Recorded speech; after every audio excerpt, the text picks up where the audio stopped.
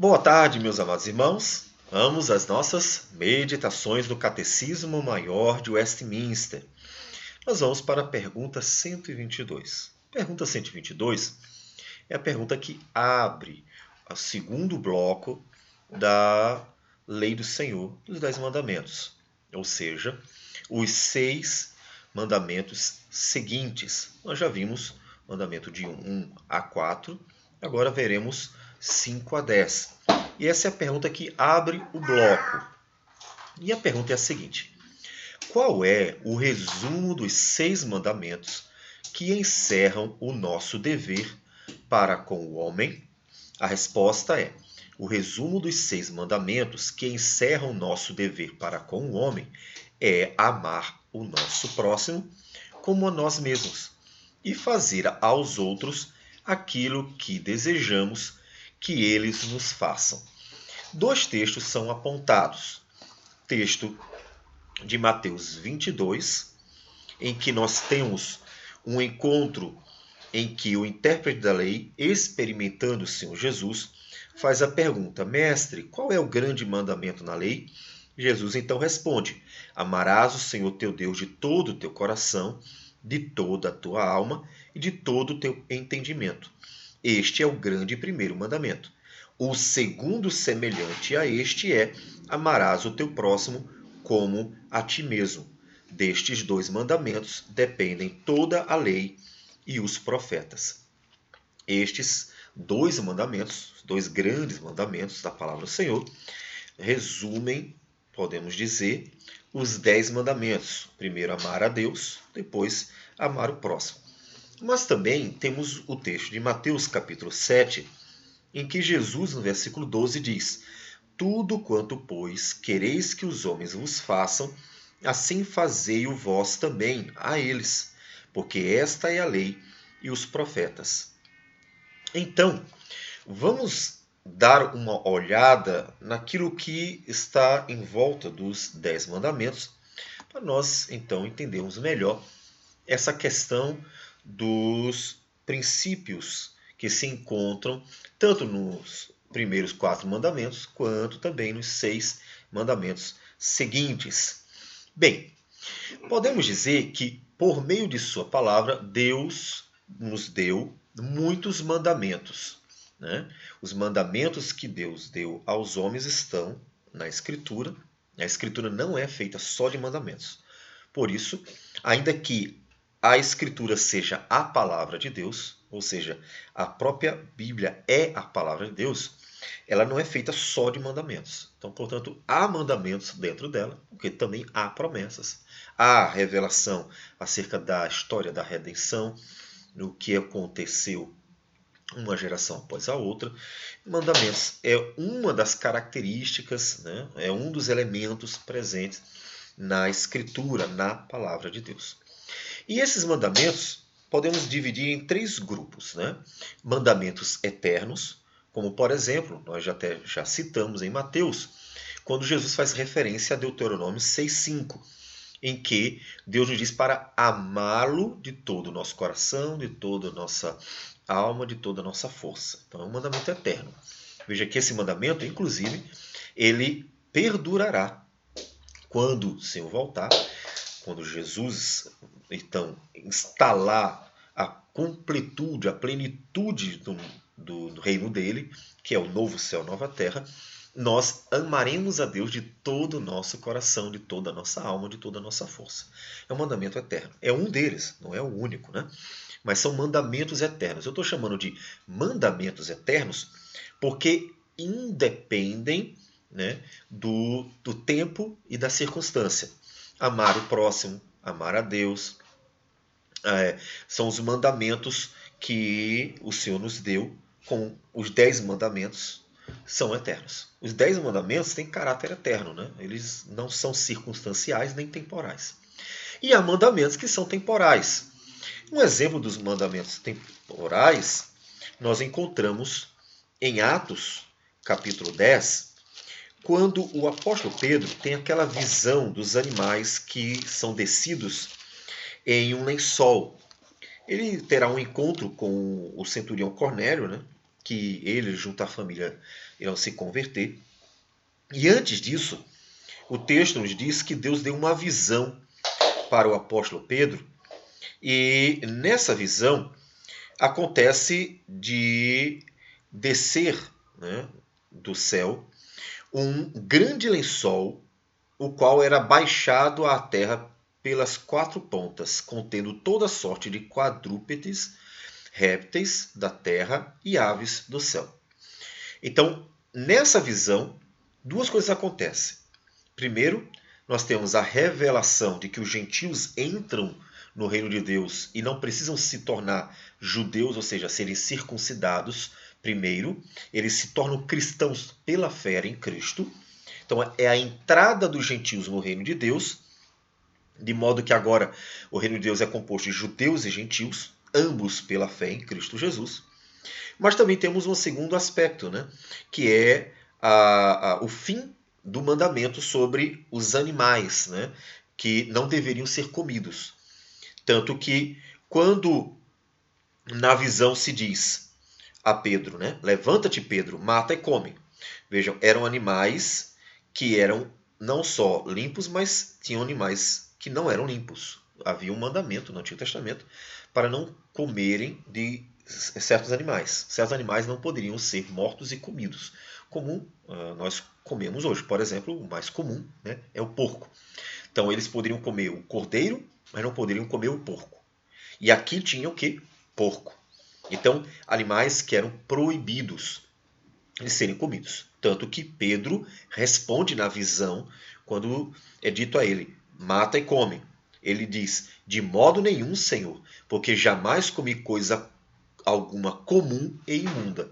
Então observe que os animais eram comuns e imundos, eram animais proibidos para eles. Então, o que mandamento era esse? Era um mandamento temporal. Por que temporal? Porque ele teve um começo, uma duração e um fim. Então, foram mandamentos? Sim. Eles tinham que obedecer? Sim. Desobedecer era um pecado contra Deus? Sim. Mas aqueles mandamentos não são eternos. Esses mandamentos tiveram um fim. Então, são mandamentos temporais.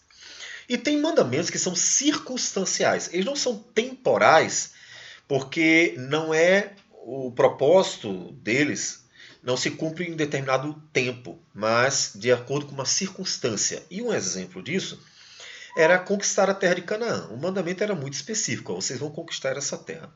Para isso vocês vão ter que tirar todos os povos desta terra, povos pagãos, povos que Deus inclusive estava julgando por meio de Israel, que seria um instrumento de juízo para aqueles povos que inclusive queimavam seus filhos aos deuses.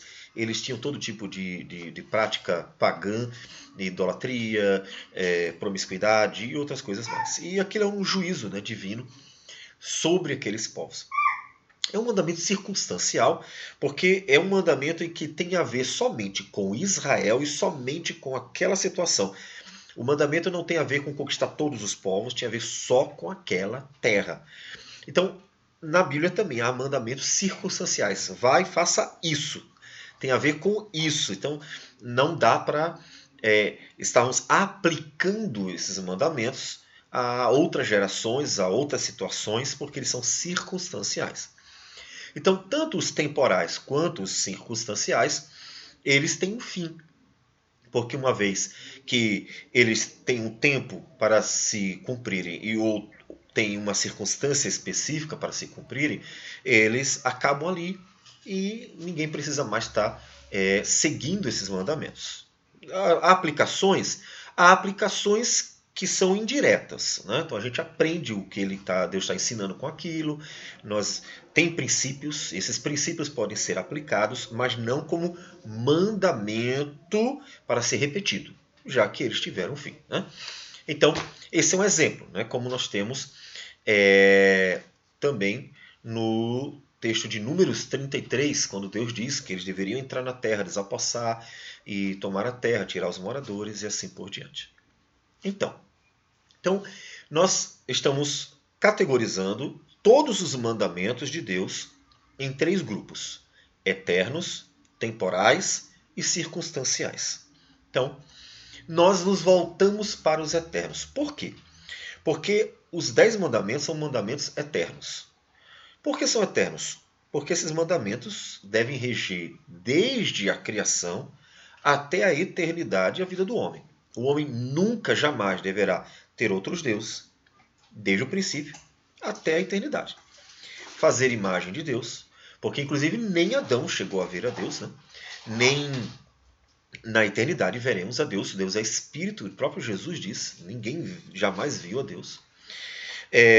Não dizer o nome de Deus em vão, então, portanto, tem que honrar a Deus, né? E também está glorificando a Deus, que, vamos colocar assim, o princípio do dia do Senhor. Mas eternamente nós teremos ainda um dia específico? Bem, o que nos parece é que eternamente todos os dias serão do Senhor. De uma forma ou de outra, devemos glorificar a Deus no dia do Senhor. Então, o princípio do mandamento é dedicar a vida a Deus no dia de Deus. Ele deixou 6 dias para nós trabalharmos, um dia para nós descansarmos e glorificarmos o seu nome, e eternamente nós estaremos fazendo isso, e glorificando, exaltando e engrandecendo a Deus. Pode até, inclusive, ser considerada a possibilidade de que nós devamos continuar na eternidade servindo a Deus no nosso dia a dia, mas dedicando em especial um dia ao Senhor. Apesar de que, quando nós chegamos nos textos apocalípticos, nós temos uma indicação de que não haverá mais noite. Logo, não tem contagem de dia, né? Você pode contar dia se não há dia e noite, né? Então, parece que não há mais contagem de tempo. Então, não havendo contagem de tempo, é como se a eternidade fosse o dia do Senhor, né? Eternamente o dia do Senhor, onde viveremos plenamente para Ele. E viveremos plenamente para Ele, porque inclusive nós seremos incorruptíveis, né? Não teremos mais pecado. Então, os 10 mandamentos e os 6 seguintes, que é o foco da nossa questão, da pergunta 122, os 6 mandamentos seguintes têm a ver com na relação entre o homem e o homem, né? Não pecar contra o homem, não fazer mal ao próximo, né? Esses mandamentos também devem ser eternos. Por quê? Porque Deus não quer que ninguém faça mal ao próximo eternamente, né? É o amor ao próximo, né? Então, esses mandamentos têm a ver também com a eternidade. Bem, e o que acontece? Os mandamentos eternos podem ser organizados, e aí nós colocamos aqui de duas formas. O coração da lei do Senhor, ou seja, nós temos os mandamentos que são o princípio, o elemento fundamental, o coração dos 10, inclusive. Assim como os 10 resumem todos os outros mandamentos da Escritura. Então, o coração de todos os mandamentos de Deus, quais são? Né? Os 3 mandamentos que são o coração da lei do Senhor.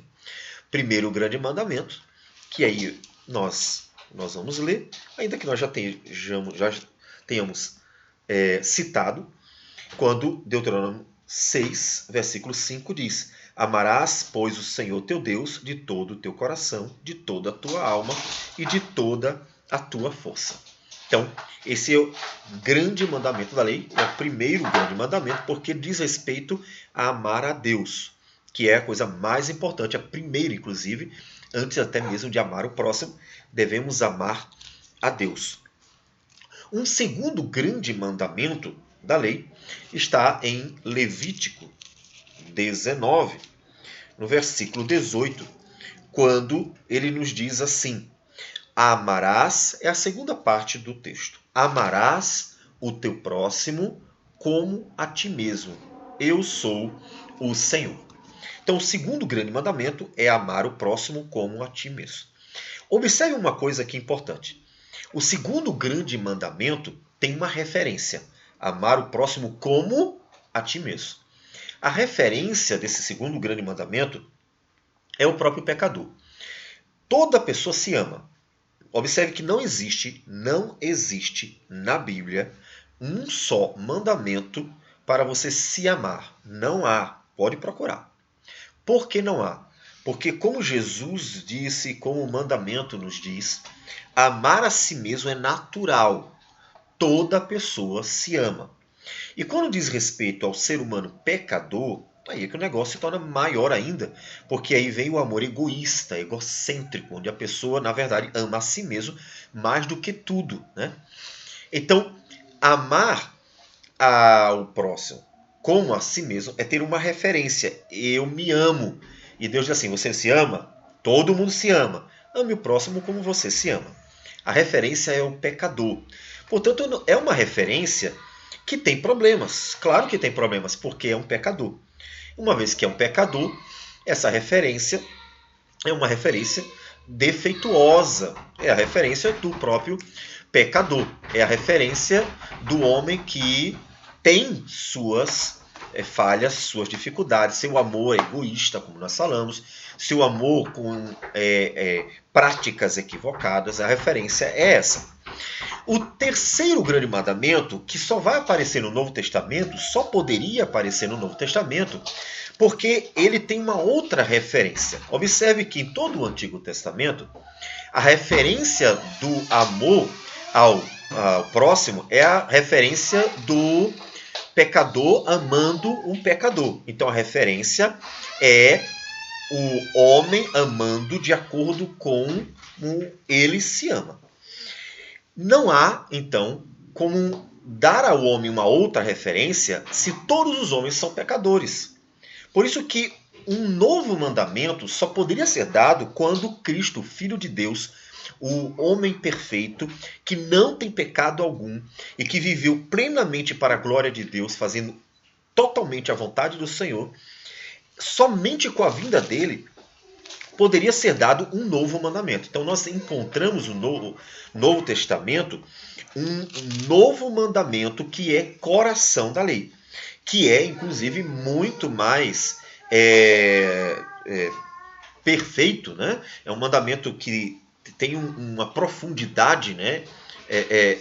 E uma até dificuldade maior, porque a referência já não é mais o pecador. Em João capítulo 13, versículo 34 e 35, Jesus diz: novo mandamento vos dou, que vos ameis uns aos outros, assim como eu vos amei, que também vos ameis uns aos outros. Nisto conhecerão todos que sois meus discípulos, se tiverdes amor uns aos outros. Observe que amar o próximo não é uma novidade. Mas por que então o mandamento é chamado de novo mandamento? Porque a referência do novo mandamento mudou. Não é amar o próximo como a si mesmo, tendo como referência o pecador. É amar o próximo como Cristo ama, ou como Cristo amou, inclusive naqueles dias. Então, a referência é outra. A referência é o próprio Cristo. Só que Cristo não tem pecado. Cristo ama perfeitamente. Cristo tem todas as virtudes. Então, a referência sendo o próprio Cristo torna o mandamento muito mais elevado. Portanto, um desafio muito maior e carece, portanto, do Espírito Santo operando no coração. Por isso, inclusive, observe que esse mandamento ele está bem relacionado com a vida dentro da igreja, porque são novas criaturas em que Cristo habita nelas, como disse o apóstolo Paulo, não vivo mais eu, mas Cristo vive em mim, e esse viver que agora tenho na carne, vivo pela fé no Filho de Deus que me amou e a si mesmo se entregou por mim. Então veja que a referência é essa. Cristo que nos amou, sacrificando a sua vida por nós, e a referência do nosso amor dentro dessa relação no reino de Deus, essa referência é o próprio Cristo. Então, muito mais elevado esse mandamento, que é o terceiro grande mandamento da lei, que também, então, é parte do coração da lei do Senhor. É claro que nós podemos dividir em duas partes, amar a Deus e amar o próximo. Mas como nós já acabamos de falar, o amar o próximo tem também duas partes, amar o próximo como a si mesmo e amar o próximo como Cristo nos amou. Então, nós temos o coração da lei. E os 10 mandamentos? Os 10 mandamentos eles resumem todos os outros. Na verdade, os 10 mandamentos são a essência de tudo que se possa pensar a respeito de mandamentos para com Deus e para com o próximo. Então, Sobre a relação com Deus, nós temos 4 mandamentos. Não terás outros deuses, não farás imagens divinas, não dirás o nome do Senhor em vão e lembra-te do dia do Senhor. Esses 4 primeiros mandamentos diz respeito à nossa relação com Deus. E resumem tudo, porque esses mandamentos têm a ver com tudo aquilo que Deus quer na nossa relação com Ele, no nosso trato com Ele, na forma como nós devemos adorá-lo, devemos servi-lo, devemos tratá-lo, na forma como devemos dedicar a vida ao Senhor. Então eles resumem todos os outros mandamentos. Há mais mandamentos? Sim. A palavra tem muitos mandamentos. Esses mandamentos resumem todos os outros. Basicamente, poderíamos dizer que sempre que Deus desse um mandamento, mesmo que esse mandamento não fosse eterno, fosse um mandamento temporário ou circunstancial, ele se encaixaria dentro desses 4. Ou seja, eles jamais poderiam ferir os 4 mandamentos da relação para com Deus. Jamais Deus daria um mandamento que ferisse os 4 mandamentos da lei. De forma semelhante, nós temos os 6 mandamentos seguintes, dos 10, que diz respeito à relação com o próximo. Então, eles resumem todos os mandamentos em relação ao próximo, né? Esses mandamentos que são: honra teu pai e tua mãe, não matarás, não adulterarás, não furtarás, não dirás falso testemunho e não cobiçarás, resumem os outros. Esses mandamentos podem ser vistos nas virtudes.